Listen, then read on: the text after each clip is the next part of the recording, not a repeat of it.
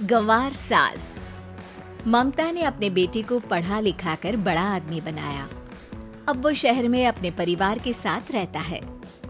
एक दिन ममता का बेटा रोहन अपनी पत्नी आलिया से कहता है, अरे आलिया, सुनो, माँ अब से गांव में नहीं रहेगी।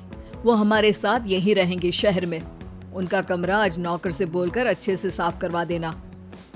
ओह, आज तो मेरी किटी पार्टी है, फिर मुझे जिम और फिर शॉपिंग। ठीक है, कल करवा दूंगी। अच्छा, लेकिन माँ के सामने ये कपड़े नहीं चलेंगे। हाँ, तुम्हें साड़ी या सूट पहनना होगा। अरे बिल्कुल भी नहीं।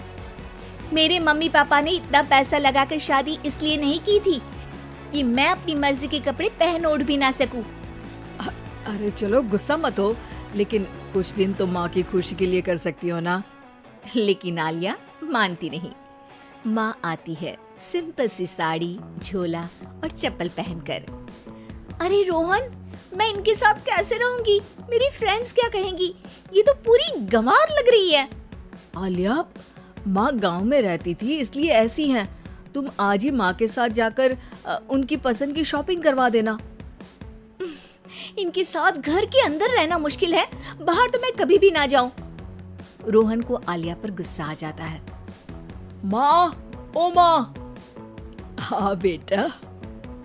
वो माँ को ले जाने के लिए उनका हाथ पकड़ता है कि अरे माँ, तेरे हाथ अभी तक इतने कड़े हैं, तूने इसका कोई इलाज नहीं किया? अरे बेटा, इसका कोई इलाज नहीं। वैसे भी मुझे कोई शर्म नहीं कि मेरे हाथ मुलायम नहीं है, क्योंकि इन्हीं हाथों से मेहनत कर मैंने तुझे बनाया है बेटा। अगले दिन। माँ, मैं ऑफिस जा रहा हूँ। कुछ लाना हो तो आलिया को बोलकर फोन करवा देना। रोहन के जाने के बाद, आप ना आज कमरे में ही रहिएगा। घर में पार्टी है, मेरी सहेलियां आ रही हैं। मैं उन लोगों के सामने आपको नहीं ला सकती हूँ। ठीक है बहू, लेकिन तुम कहो तो मैं कुछ खाने को बना दूँ तुम लोगों की पार्टी के लिए। वो लोग सिर्फ कॉन्टिनेंटल या थाई फूड ही खाते हैं। कोई बात नहीं, कभी इंडियन खिलाने वाला कोई मिला नहीं होगा ना।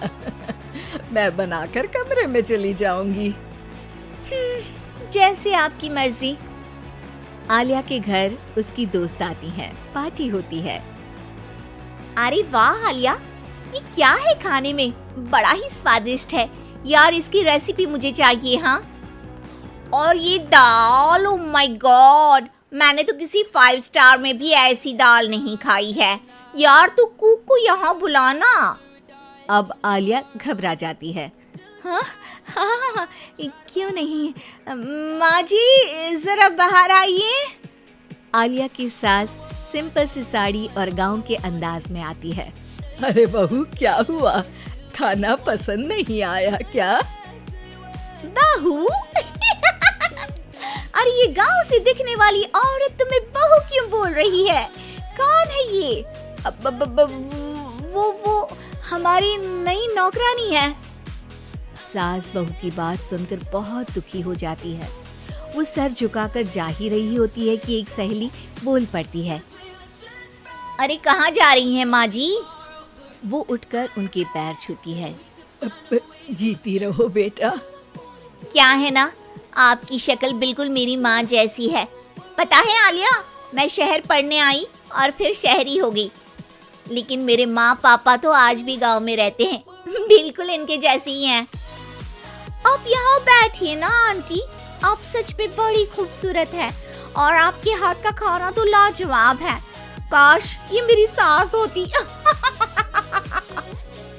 सभी सहेलियां सास को घेर कर बैठ जाती हैं और उनसे खाने की रेसिपी पूछ रही होती है कि तभी घर की बेल बजती है और रोहन आता है। अरे क्या बात है, आज आप लोग हमारे घर में? और ये लोग तो मुझे आलिया से ज्यादा माँ की सहेलियां लग रही हैं। क्या ये आपकी माँ है? लेकिन आलिया ने तो कहा कि ये उनकी नौकरानी है और इन्होंने भी नहीं बताया।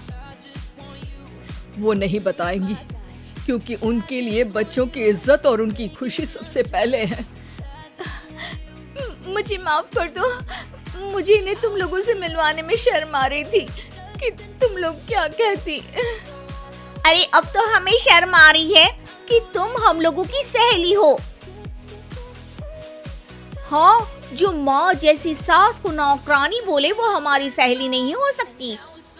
ये बोलकर सभी वहाँ से जाने लगती है कि सास बोलती है, आलिया की तरफ से मैं तुम लोगों से माफी मांगती हूँ। उसने जो कहा उसके लिए मैं उसे माफ करती हूँ। अब तुम लोग भी उसे माफ कर दो, क्योंकि अगर तुम लोगों ने उससे दोस्ती तोड़ी तो फिर मेरे हाथ का खाना कैसे खाओगी? नहीं नहीं आंटी, जरूर आएंगे, लेकिन अब आलिया की नहीं बल्कि आपकी सहेली बनकर।